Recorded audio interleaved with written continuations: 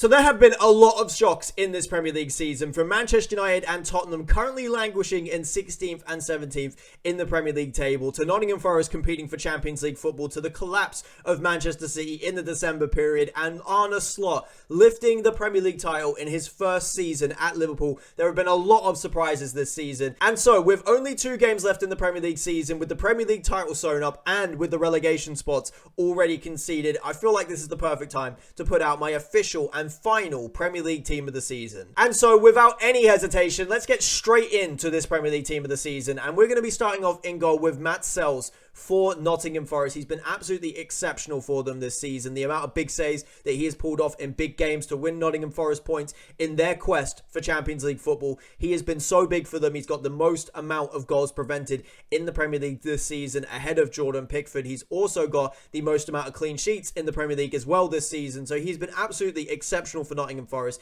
and his statistics back up the performances that we've seen as well. You think back to some of the big saves he's made, specifically I think of the one against Chelsea where he pulled off an absolutely massive save in that game, and along the way he's made so many big saves for Nottingham Forest like that. And when you look at other goalkeepers across the division, you look at maybe Alisson, who's been out for a good chunk of the season. You look at David Raya, who has a shout to be in team of the season, but I just don't think he's been quite as good as Sels. And then you've got maybe someone like Pickford as well, who's gone under the radar but has had a very solid Premier League season. But for me, Sels takes the pick. He is going in as my Premier League goalkeeper of this season. And then at right back, I've gone with a man who's not in actually that many Premier League team of the seasons that I've seen. I've seen across, social media. I've seen a lot of team of the seasons come out. I haven't seen that many with Jurrien Timber in them. And for me personally, he's just been the right back of the season. There's been a lot of standout performers in that right back role. You look at Daniel Munoz for Crystal Palace, who's been exceptional for them. You look at even someone like Ola Aina for Nottingham Forest, been really, really solid. Even Trent Alexander-Arnold for Liverpool has been really good at times this season, but he does not quite make it into this conversation for me. But for me, Jurrien Timber has just about stood above the rest of them. He's been really good in that right back role for Arsenal. Whenever I've watched them this season, that left winger is not able to pass him. Defensively, so solid. His positioning is really good. His defensive ability, really strong, athletic. He is a really, really tough customer to beat. And for me, I would say whenever I've watched a right back this season, I've never looked at someone and thought they're so solid as much as Jurrien Timber. So for me, Timber goes in at the right back position. Moving on to centre back, I've gone with the first centre back as his international partner, Virgil van Dijk, an absolute man mountain of a centre half. He has been unbelievable, the best centre half in the Premier League this season, controlled and captained that Liverpool back line, led them through this title winning season, and he has just got everything to his game. You look at his distribution, his passing ability, his ability on the ball, really, really good. Of course, we've known that for many years. You look at his defensive ability, the way that, because people can't pass him. He's too big, he's too strong, he's too quick, he reads the game, he's got everything to his game. He's just impossible to pass at times. So for me, Virgil van Dijk is absolutely the clear centre half of this season. And then in the second centre back role, I feel like this one is a lot more open for debate, but I've gone with Murillo for Nottingham Forest. He has wowed me so much this season whenever I've watched him play. His ability on the ball, the passes he can pick out. He loves a shot from distance. He still hasn't scored one of them, by the way, but he will do at some point. But on the ball, he is absolutely exceptional. He takes free kicks from deep for Nottingham Forest. And then when you look at his defensive statistics as well, you compare them to Milenkovic, his Nottingham Forest teammate, which a lot of people have put in the team of the season for this season.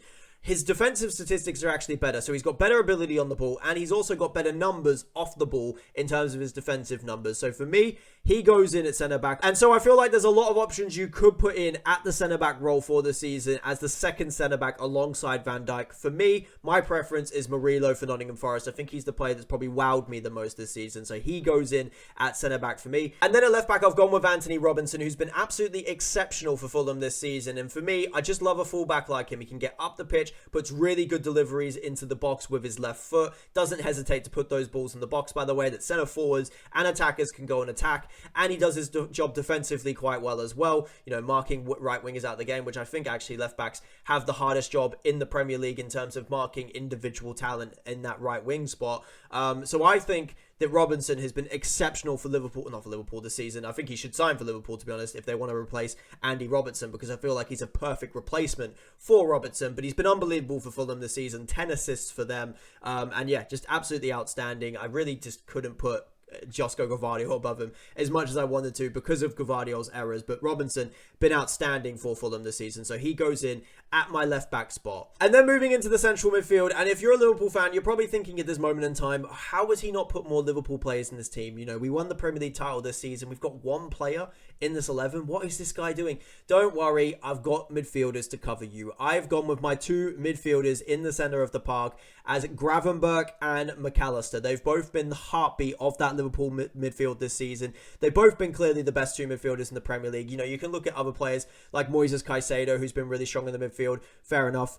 But they've been the best two players in the Premier League, if we're being completely honest, in those central midfield roles. Gravenberch at the first half of the season was absolutely outstanding. The way that he took on that role under Arne Slot. I mean, the improvement that we saw from Gravenberch in the first half of the season was unbelievable. We saw a player that really could not get to grips with the midfield last season for Liverpool come in and absolutely boss it in terms of defensively, getting back, making really key challenges for Liverpool, doing his job defensively really well. And the way that he can carry the ball through the midfield lines as well, you know, shrugging players off, going through two players, absolutely exceptional on the ball as well. And we are starting to see Ryan Gravenberch turn into the player that I think a lot of people thought that he had the potential to be this season. So for me, Gravenberch, unbelievable for Liverpool this season. Then obviously alongside him, I've gone with McAllister. And I mean, he has just gone so under the radar, I think, in the second half of this season. He's been unbelievable for Liverpool. The work rate in which he gets through, the overall quality he has as well. He's not just a busy midfielder that just breaks up things in the middle of the park as well. He's got so much talent on the ball. He can strike from range.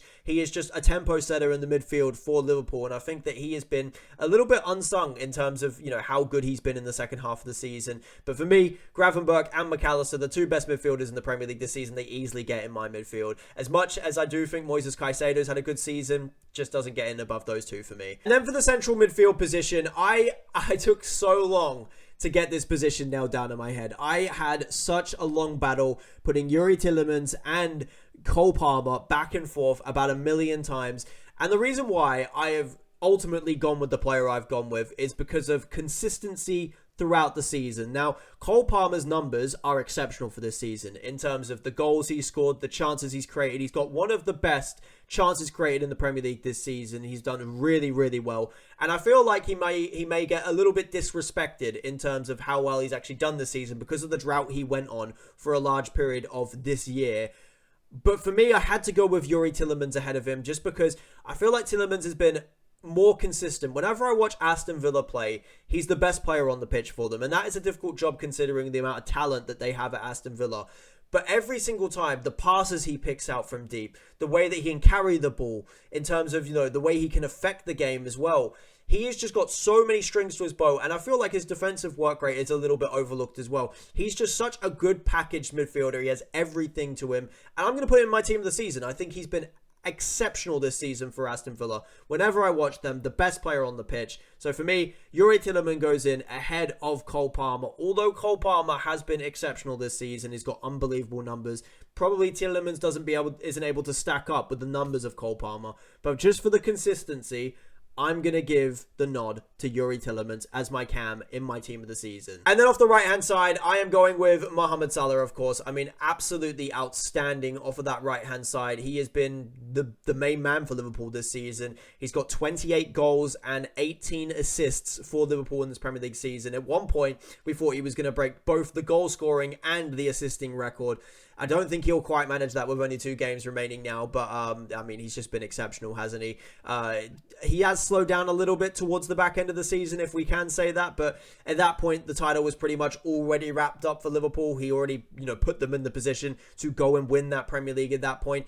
He's the player of the season without a doubt. He's been absolutely exceptional, and that run that he went on between the first game of the season and probably just after December, absolutely exceptional. I've never seen anything like it in the Premier League. So for me, Mohamed Salah off the right-hand side, absolutely just an undoubted part of the team of the season and easily the player of the season as well. And then off the left-hand side, I've gone with Matheus Cunha for Wolverhampton Wanderers. And, you know, he technically doesn't play a left-wing position, but I'm going to put him there anyway because he kind of floats in that left channel anyway for Wolverhampton when he plays. He doesn't really have a position, if we're being completely honest, Matheus Cunha. He's one of those players that drifts around the pitch. He'll drop deep. He'll come up to the top of the pitch as well, act as kind of a centre forward at times. He'll just do what he wants during the game, what he feels like is the best course of action. And he's unbelievable at what he does. I mean, the way that he can carry the ball, the way that he can beat players, you know, find passes that others wouldn't see. He's been exceptional this season. And because there's not really been any outstanding left wingers, kind of shoehorned him into that left wing position, but he's been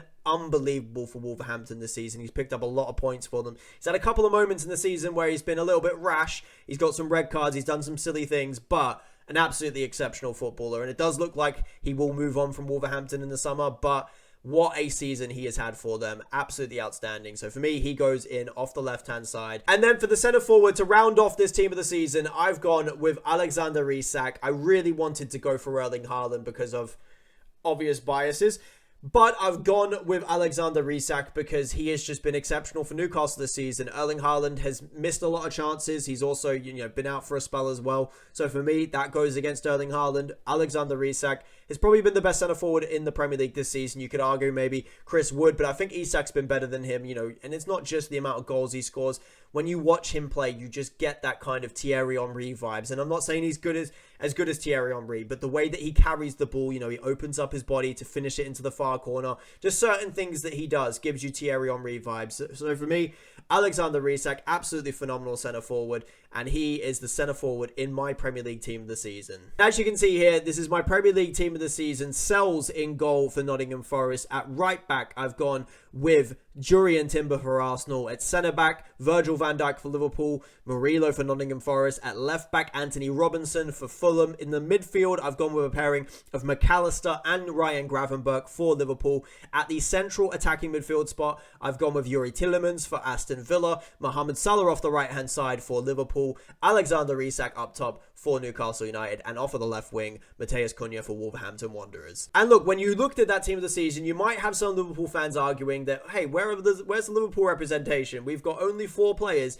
in a Premier League team of the season. But I want to actually say that I do think that Liverpool were carried a lot by those 4 players. You know, you look at the rest of their team, I don't think that they stood up like those 4 players. You know, McAllister, Gravenberch really ran things in midfield, dominated a lot of games. You had Salah, who just stayed in the final third and scored an absurd amount of goals and created so many chances. And then you had Van Dijk at the back, who really cleaned things up and led that back line. So for me, I think it's fair to have those 4 players only in the Premier League team of the season. Maybe you could argue 1 or 2 more. Let me know in the comment section below if there is another player that you would argue, not only from Liverpool, but any team as well. Let me know in the comment section below if you think I've missed anyone out. Put your team of the seasons as well in that comment section. If you do enjoy the video, hit that like button. If you want to see more of my face and my content, hit that subscribe button. I know you want to, and I'll see you guys in the next one. But until then, peace.